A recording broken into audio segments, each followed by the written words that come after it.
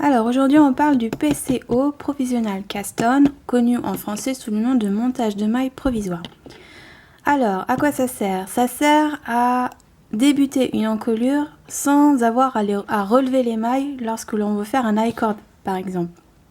Ou par exemple ça sert à avoir une aisselle propre, c'est-à-dire que lorsqu'on monte des mailles sous l'aisselle et qu'ensuite on fait la manche, en général on relève des mailles sur les mailles qu'on a montées précédemment. Bon, avec le PCO, ça nous facilite le travail.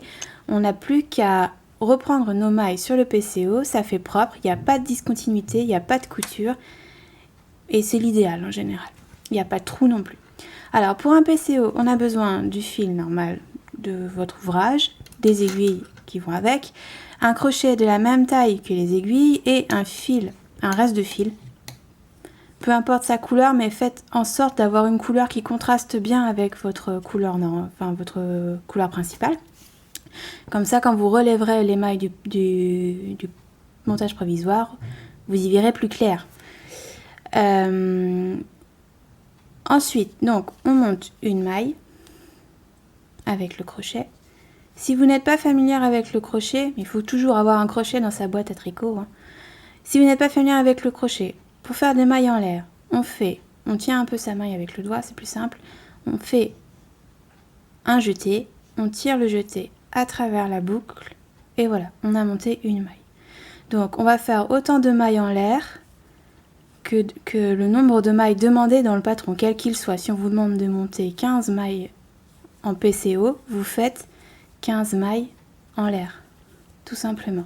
Alors pour plus de facilité, par exemple pour tenir votre fil, etc., vous pouvez en monter 17, 18, enfin bref, juste assez pour pouvoir tenir le petit bout qui reste quand vous releverez dans les dernières bosses. Donc, une fois que c'est fait, hop, on passe le fil dans la dernière boucle, on tire un petit peu, et on regarde notre chaînette. Donc ça, c'est la chaînette sur l'endroit, ça fait des petites mailles.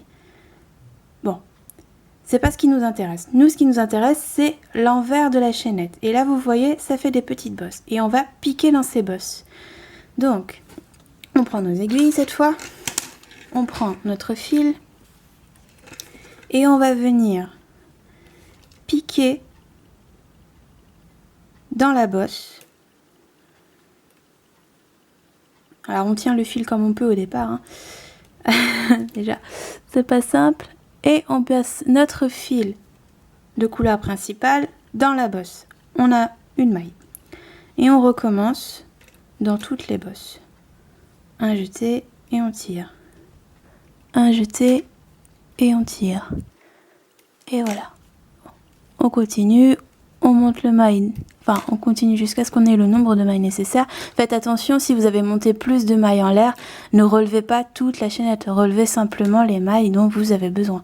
C'est vraiment juste une aide pour tenir la chaînette correctement et ne pas faire de bêtises. Sinon, on peut s'énerver. Bref. Donc, j'en ai relevé je ne sais pas combien. 2, 4, 6, 8, 10, 11. Je vais en relever 15. 12. 13. 14. Hops. Et 15. Bon, voilà. Une fois que c'est fait, on obtient ça. C'est très joli. On a l'endroit de notre chaînette visible et on a nos mailles prises dedans. Alors on s'inquiète pas, quand on va défaire, ça va pas s'emmêler, ça va pas s'accrocher, il n'y a pas de problème. Donc ensuite, on tricote notre jersey ou tout n'importe quel point d'ailleurs.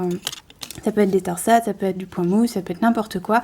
On tricote jusqu'à ce qu'on ait fait ce qu'on ait à faire par rapport au patron. Donc si c'est un raglan, on fait notre raglan en entier. Si c'est l'aisselle, on finit le corps du gilet ou du pull et on s'en occupe plus. Donc je vais continuer à monter un peu mon jersey pour vous montrer comment on fait pour récupérer nos mailles. Alors voilà, j'ai fait quelques rangs de jersey histoire de vous montrer que ça tient quoi. Bon. Alors pour la suite, imaginons qu'on soit rendu au moment où il faut relever les mailles du PCA. Alors on va défaire la boucle qu'on a fermée tout à l'heure quand on a monté nos mailles. Attention, défaites bien le bon bout, pas le mauvais, pas celui où vous avez monté votre maille puis vous avez fait des mailles en l'air. Défaites bien là où vous avez fermé le fil. Donc pour vous aider, si vous avez trop serré, vous passez une aiguille dans le fil et puis hop, vous tirez gentiment. Et voilà. Donc la maille est défaite. Attention de ne pas tirer trop fort. Alors, ce qu'il faut bien regarder maintenant, c'est vos mailles. Vous voyez ici, vous avez une maille prise entre deux bosses, etc. Une maille, deux bosses, une maille entre deux bosses. Ce qui va nous intéresser, c'est de récupérer le premier brin de chaque maille pour les remettre sur nos aiguilles. Donc, pour ça, on va tirer tout doucement sur la maille qui est juste avant notre première maille à relever. Donc on a libéré le premier brin. Avec notre aiguille, on va piquer dans le brin. Donc soit par devant, soit par derrière, ça dépend comment vous tricotez, si vous tricotez à la suisse ou si vous tricotez à la française. Bon, peu importe, de toute façon, on récupère les mailles d'une manière ou d'une autre. Moi, je les récupère comme ça. Donc, j'ai piqué l'aiguille dans le premier brin, et maintenant, je peux tirer sans avoir peur de perdre la maille, doucement, mais suffisamment, pour que la maille ne soit plus attachée à la chaînette. Et je fais la même chose, je pique dans le premier brin, je tire doucement et hop, la deuxième maille est libérée. Alors il peut y avoir des petits fils comme moi là, parce que j'ai un fil un peu pénible. Mais enfin, donc on continue, etc. Bon, une fois qu'on a le coup de main, on peut placer le fil sur notre doigt, on tire, on pique, on tire, on pique, on tire, etc., jusqu'à ce qu'on ait récupéré toutes nos mailles en priant fort pour que notre fil ne s'accroche pas dans les mailles. Évidemment. Note pour plus tard, prendre du coton. Hop. Hop. Et bon, alors par exemple, là, je n'ai perdu une en route. Bon, c'est pas trop grave, hein. Il suffit de la récupérer parce que je suis allée trop vite. Comme ça me permet de vous montrer comment ça se passe dans ces cas-là. Hop, je refais la maille, ni vu ni connu, et on continue. Hop.